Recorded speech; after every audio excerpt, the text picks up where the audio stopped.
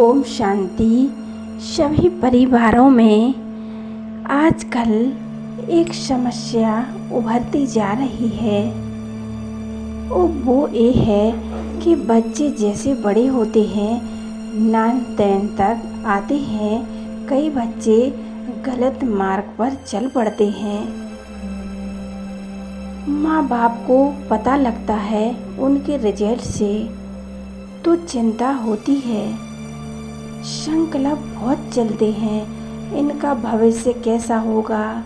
आजकल तो कई तरह की माया काम कर रही है। छोटे आयु से ही वासनाएं बढ़ने लगती हैं, अपनी वासनाओं में अटक जाते हैं, कभी बुरे संग में चले जाते हैं, पढ़ाई पर ध्यान नहीं देते हैं, वैष्णव के अधीन हो जाते हैं। जब सुनते हैं कि बहुत सारी कन्याएं शराब पी रही हैं, सिगरेट पी रही हैं, तो हमें लगता है कि व्यसन के फॉलो करके हमारे देश की पवित्र कन्याएं किस तरफ जा रही हैं।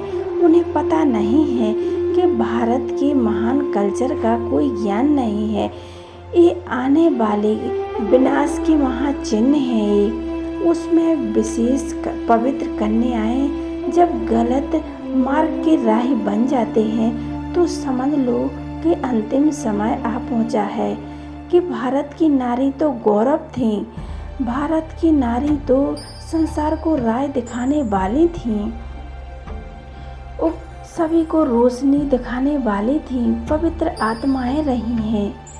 अब जो भी हो रहा है, बच्चों की स्थिति को देखकर माँ बाप तो दुखी होते ही हैं, चिंता लगती है, परेशानियाँ होती हैं और वेद के संकल्पों में चलकर कई पिता तो हार्ट पेशेंट बन गए हैं। माताएं उदास हो गई हैं क्योंकि बच्चे किसी की मानते ही नहीं हैं।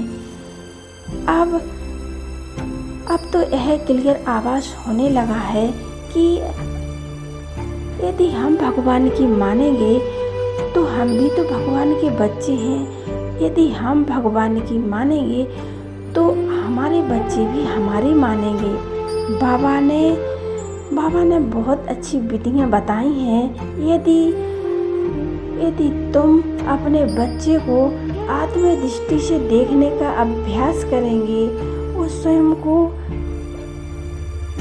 श्रेष्ठ अभ्यास में रहेंगे, प्यार से शुभ भावना रखते हुए जो अपने बच्चों को अच्छी राय देंगे वो आपके बच्चों को अच्छी लगेगी और सत्य मार्ग पर चलेंगे और आपकी चिंताएं और वेद संकल्प समाप्त हो जाएंगे, खुशी बढ़ जाएगी। इसलिए आप अपने बच्चों के भविष्य को लेकर परेशान ना हो। रात दिन वेद सोच कर अपने को बीमार ना करें, बल्कि इसका समाधान ढूंढें। आज तक देखिए जो लोगों ने प्रयोग किए हैं उसके आधार पर आप सबको कहेंगे कि आधा घंटे हर रोज अपने बच्चों के प्रति योग मेडिटेशन करें, उन्हें अच्छी वाइब्रेशन दें और घर में बहुत अच्छा होगा, परिवार स्नेह प्यार होगा। उनकी बात सुने, उनके साथ बैठकर बातें करें, उनकी हर बात सुने और समस्या का हल करें। आजकल मोबाइल देखो हर बच्चे के पास है और मोबाइल का ज़माना है। आजकल ऐसा ज़्यादा होता जाता है कि दूरियां बढ़ती जा रही हैं और बढ़ती जाती हैं। जब कन्याओं को घर में प्यार नहीं मिलता है तो कन्याएं प्यार के लिए भटक जाती हैं। अपने घर का अच्छा माहौल बनाएं जिसमें हमारे सारे बच्चे सुंदर विचार सीख जाएं, सुंदर बातें सीख जाएं, क्योंकि आगे चलकर बच्चियों को भी आगे अपना परिवार बढ़ाना है और हमें आज से उन्हें अच्छे संस्कार देने हैं और हम ऐसा घर में कर्म करें और हमारा देख के भी बच्चियाँ करेंगी तो हमें बच्चों का सही राह पर लाना है और सही मार्ग दिखाना है। आज जो हमने कुछ बातें आपको बताई हैं और कुछ आपको सूक्ष्म अभ्यास भी हम आपको बताएंगे और करते हैं। शुभ भावनाएं हर बच्चों की वृद्धि करना है और रोज़ सवेरे उठकर यह सुंदर संकल्प किया करें अपने बच्चों को, भले वो सोए हुए हों, लेकिन हमें यह संकल्प करना है कि यह बहुत अच्छी आत्मा है, यह बहुत समझदार आत्मा है, यह बहुत समझदार आत्माएं हैं, यह हमारे कुल के दीपक हैं, इनका भविष्य बहुत अच्छा होगा, बहुत सुंदर होगा। तो हमें इस तरह उनके विचारों को बदलना है।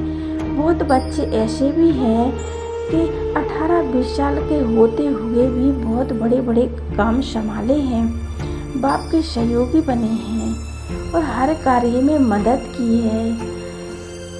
और कई बच्चे तो अपने पिता को भी मुक्त कर देते हैं हर कार्य में। ऐसे बहुत बच्चे हैं जो बच्चे बिगड़े हुए आते हैं सृष्टि,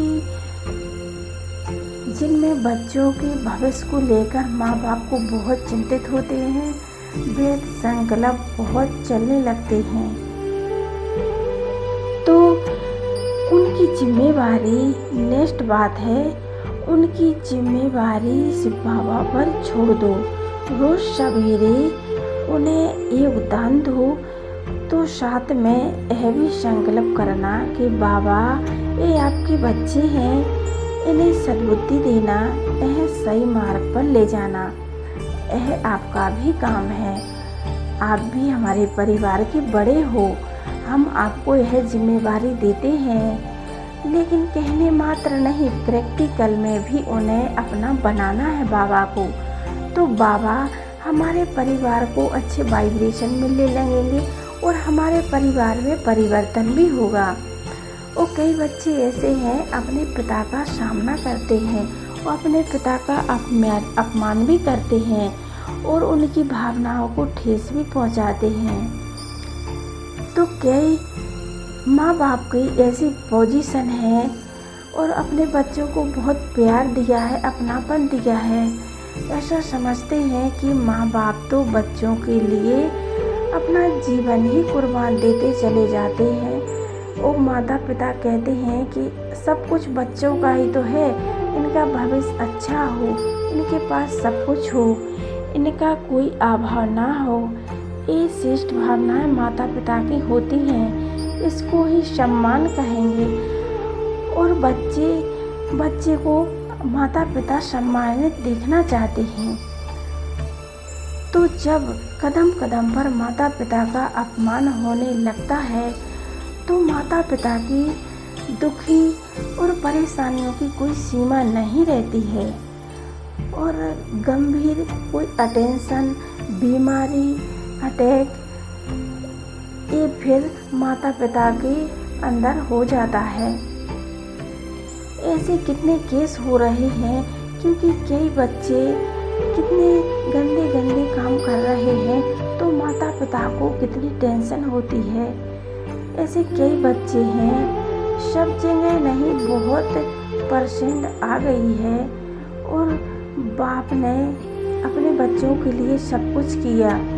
जब बच्चे बार बार कहते हैं कि तुमने मेरे लिए क्या किया और डांट भी देते हैं माता पिता को, अपमान भी कर देते हैं, तो बाप का दिल तो रो ही उठेगा और कितना बाप को कितना बुरा लगेगा।